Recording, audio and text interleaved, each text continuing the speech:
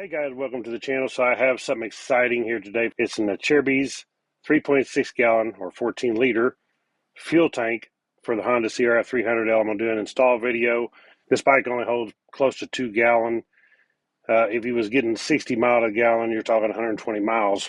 You add in another gallon and a half pretty much, you're talking a big range difference in how far you can go. And out here in Arizona, the big wide deserts and stuff, we go a long ways, and to carry extra fuel is pretty much a must if you go very far. This tank already solved my problem. We're going to take this thing out of the package, install it on a Honda CRF300L, see what we have here. I have installed a tank a long time ago on a 250L. I don't know how similar this will be. Comes in a big old plastic bag. And then, of course, you have the tank here, super lightweight. But this is a nice looking tank, too. So we need to take off this plastic right here. Get up a closer view where you can see this better. It looks like we have our parts right here. Take off the fuel cap. So one thing to note is when you do one of these tanks, you are going to lose your locking gas cap that comes factory on Honda CRF300L. But, you know, I don't think it's a problem. I've never had a problem needing a locking gas cap. So we have this gas cap that goes back on here. Good looking tank. Has some little plastic, some kind of film there to protect the name on the side. See the bottom of it, here's where our fuel pump will go right here. And then we have the front mounts right here, the rear mounts right here. I like this, has some dust on it. I like this mounting setup instead of having the little metal brackets like some do. It actually has it built into the tank, so I like that part. Same way on the front. So we have some instructions. We have a sticker, then we have the mounting hardware, the zip tie, and we have the hose. This will go on the fuel cap right here. And then we have just the mounting grommets that goes in those holes that's on the tank, and then our bolts. Okay, so our first step is we got to remove the fuel tank. So we're going to have to take off the seat, some side panels here to get to it. So yours may be different. This is a seat concept seat. I have a rack on here. So if you have a stock setup, you may have a different setup, but pretty much you need Allen wrenches. Let's go ahead and take this stuff off.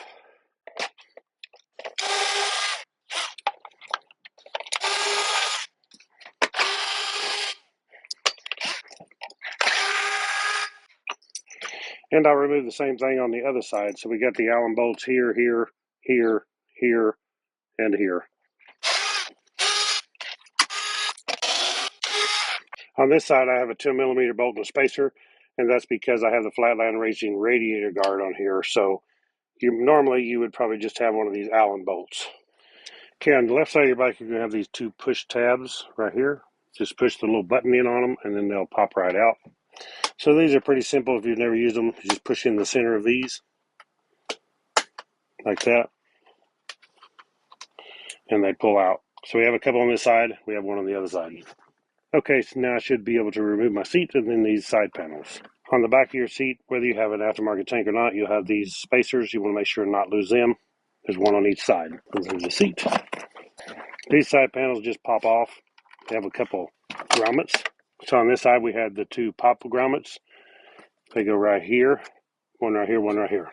On this side, going to be some Velcro right up here, or fast lock as you would call it. A couple pieces right here to fasten onto the back of this. Now we do the same on the other side. Okay, so now to remove the tank, we have 4 8mm head bolts. We have one right here, one here, one here, and one on the opposing side. So we need to remove them. As soon as we do that, we cannot just jerk the tank off here because we do have a fuel line. We do have the electrical connector, and we have the vent hose to disconnect. Okay, so now is a good time before we remove the tank is to remove the fuel from the inside. I'd take a siphon hose and siphon this out. Some people remove it with the gas in it, but I'd rather just siphon most of it out. I actually don't have much in here, maybe a gallon in here. I'm not sure if there's that much, but I'm going to try to get the fuel out of here, most of it anyway. Remove my fuel cap. Okay, so this is just a cheap siphon hose. It actually works pretty good. It has a direction here, just a squeeze ball. Has a direction of flow. I'll go ahead and try to put the hose down here as far as I can into the lowest point of the gas tank. Stick the other end into a fuel can, and then hopefully we can extract any fuel that's in here.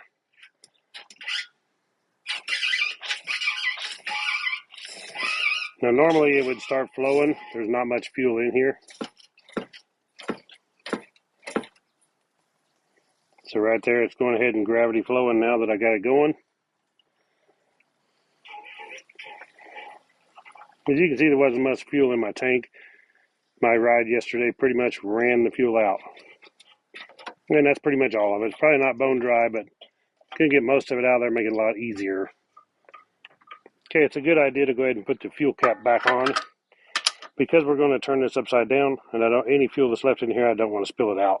Okay, so the way this tank comes off, we just raise it off these back tabs, and it just slides up off the front ones like so. There's definitely fuel in here. I can feel the weight. Okay, so something I'm going to do after I got this removed, I want to put an old towel, just stick it under here so when I do, I won't scratch the paint on my frame or on the tank, just to put it underneath it and protect it from scratches, especially this steering neck right up here. And if we do have any fuel leak, hopefully that towel would catch it. So we need to take this tank and turn it up here where we can get to the electrical connector on the bottom. So located on the bottom of the fuel tank, you have this electrical connector. That's for the fuel sending unit and the power for the fuel pump. So we need to push this tab. It just pushes down. There's a tab on this end. Push it down and slide it back that way to take it off. Like so. Now we have that off. We'll tuck this down out of the way. Next thing we have to remove is this vent hose for the fuel tank. It has just a squeeze clamp right here. We need to take pliers, squeeze it, and pull it off there. Okay, so we just need to squeeze this clamp right here, slide it down onto the hose. It also helps if you take this and just give it a little twist, kind of breaks it loose. And we should be able to just slide this hose down. So this is our vent hose, and we'll be connecting this to the hose on the gas cap. So the biggest problem people have is removing the fuel line from these. It's very simple if you know what you're doing. And what you have is this little white colored tab. You want to push in on this. There's a button to push in like so. Hopefully you can see that. There's right here you have this button to push in. And at the same time you want to push it in with your finger. And I take a flathead screwdriver, slide it up under, and just pull that up till it stops. You don't have to remove it completely. You can actually damage it if you do that. Okay, so now we should be able to pull the fuel line off. Now what we have here is this white plastic has a notch on it, and there's little black locking tabs, if you can see me moving that right there, on each side. And we want to pry those out. If you have some picks, it works really good just to pry those out. And you don't have to pry much. If you just put your pick in behind there, like so, you can pry those right out. Slide your fuel line back, comes right off. Some people remove this line down lower. I just remove it here. To me, it's just as easy, gets it out of the way. My fuel line's right here. Now I can get to this real easy. Okay, our next step is to remove the fuel pump from the original tank. We do have 4 10mm head nuts, and we're going to remove them. Now remember, when you take this off, before you turn this over, you do have fuel inside the tank and you don't want to spill it everywhere, so be careful with that. So I'll go ahead here and just break all these loose.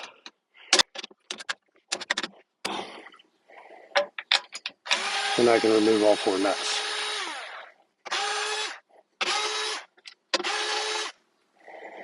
Now we should be able to just remove this out. There's a kind of a trick to it, how you work it out here. You want to be careful and not to damage the float, because there is going to be a float.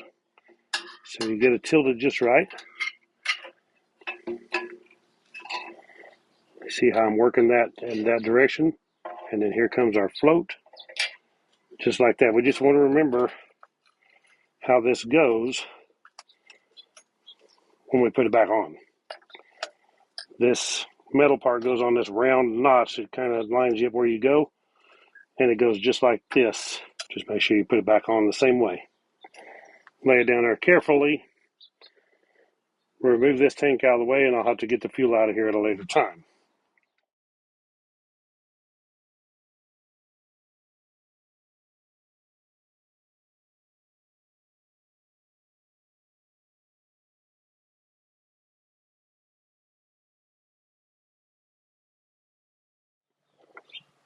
Okay, so provided in the kit that comes with it, we do have the 4 bolts and 4 washers that hold this on.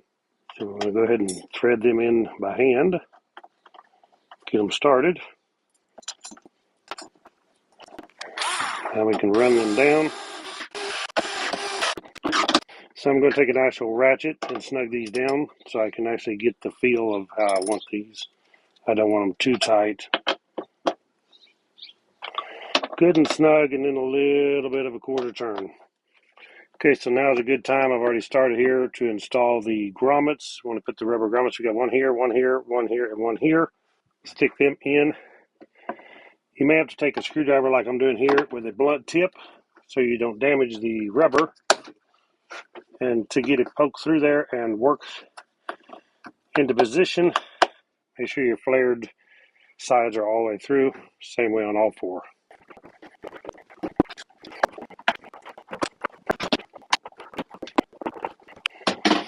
Okay, all of them are in. Okay, now we have these spacers that go in here, like so. One on each side.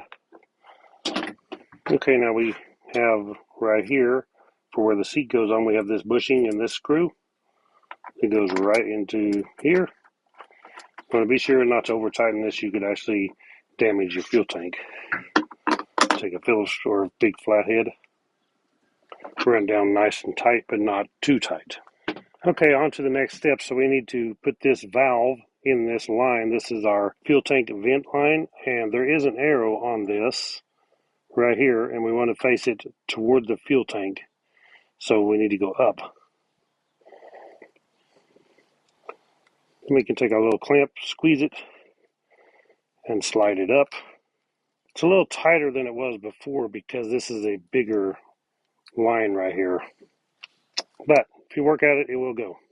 Okay, so now we'll take our line they provide with it, and we want to put it on this side, and there's no need for a clamp on this one, like so. Okay, now this line, we want to make sure we run it up before we put the tank on. We want to run it on top of the radiator, under the frame, and we're going to route it right up through here to where we'll go on top of the gas cap.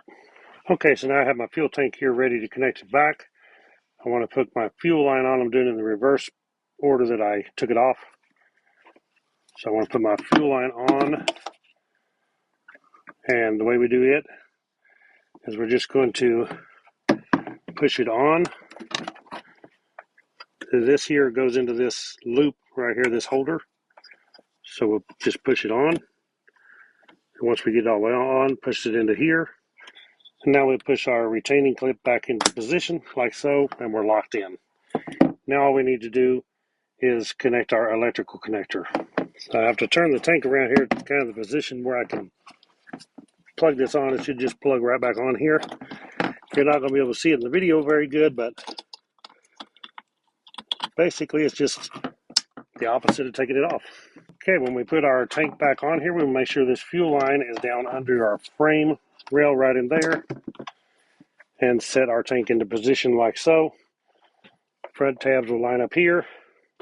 Alright, now when we install the front, we take the original bolts that come out of our original tank and put these back in the left and the right side. Okay, now we can just tighten them down. Be careful not to over tighten them. Okay, so we have run into an issue here, and I knew that we would with the flatland radiator guard. There would be a problem. And the problem is this bracket right here will not let this tank go all the way down. So I will have to remove this bracket and figure out a way to modify it to hold this. So I'm going to remove this. Now, normally on a standard bike without the flatland radiator guard, you just have the frame rail here. There's no issue to also just skip this part, but I'm going to have to try to figure out a way for mine to modify this. Okay, so as far as modifying this, the best thing I could come up with is cutting the 2 top tabs off that stick up on this aluminum bracket, front and rear, and clamping it with just 1 bolt instead of the 2. This one is not a hole that's used. This is actually, if you turn this clamp over, you could use this, so this hole really does nothing. But the 2 ears are off the top, so I don't have the top bolt. But I put some double-sided, but I did put double-sided tape on both sides of this, And when I clamped it tight, it is extremely tight. That thing's solid as rock, so it should hold. Maybe not as good as original, but I think it'll serve the purpose. So back to this, we have our original washers we need to put in there, and the bolts they provide. So we go like this, and then we also have a little bushing that goes in the hole. So it's going to go just like this. And these are 10 millimeter head bolts. Okay, so as far as sticking these fast locks back on, they provided us with some fast lock, so we need to cut them in 4 pieces to go on here. And the way you want to do it is go ahead and stick it on here.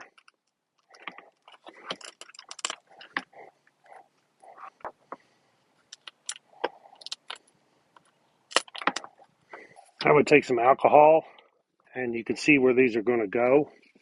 And just go ahead and clean this side of the tank anywhere in this area to make sure we get that area covered. Same way the other side. Let that dry, and now our fast lock will stick. Okay, so now we can peel the backing off our fast lock. Okay, so we want to go ahead and stick this on now, but before we get these stuck, we want to make sure that this hole here is lined up with this hole here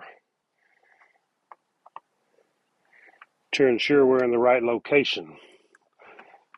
Make sure your hole down here is also lined up where it goes.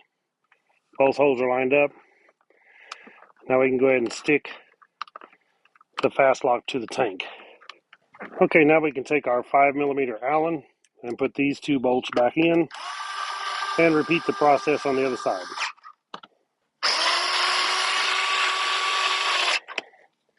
Okay, now I can install the lower bolt. Now on mine, it's going to be the 10 millimeter with the spacer because I have the Flatland Racing radiator guard.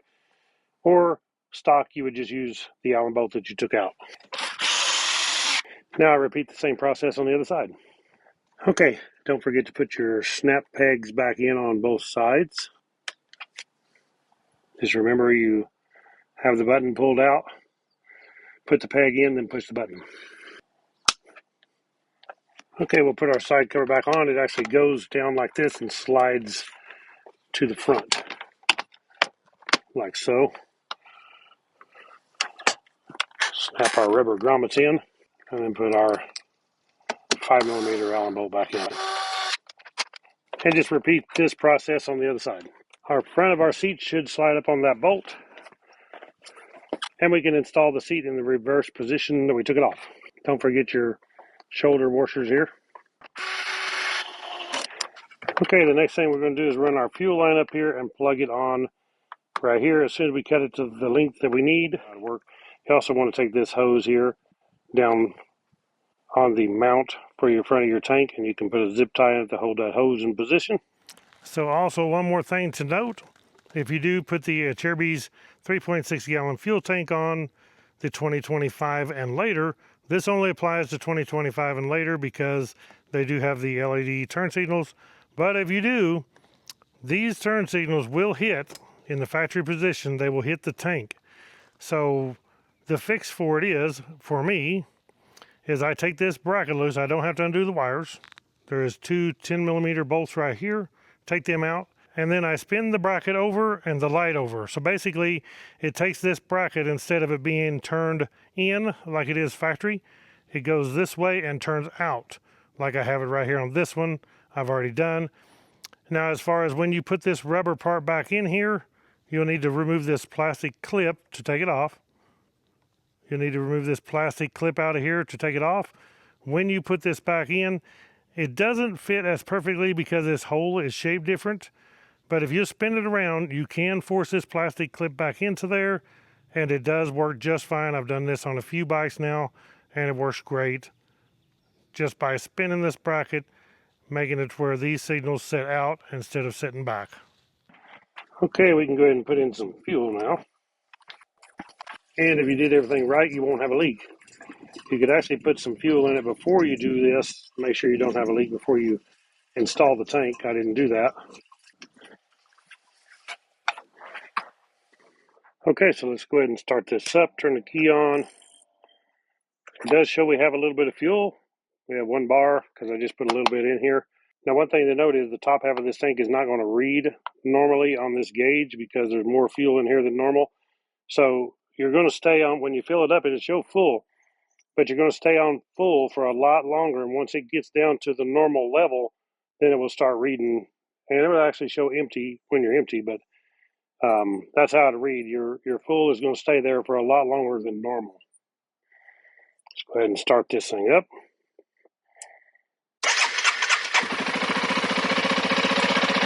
And there we go.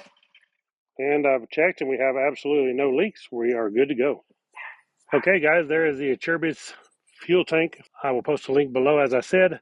So I will do a review later showing you this Acerbis tank. I think it's going to be awesome having this extra fuel, not having to carry a spare fuel can. And the cool part about this is you could actually carry your Rotopacks too. So you're going to have 4.6 gallon gas if you carry a 1 gallon Rotopacks. But click the thumbs up on this video. Subscribe to my channel. Catch you on the next one. Ride on.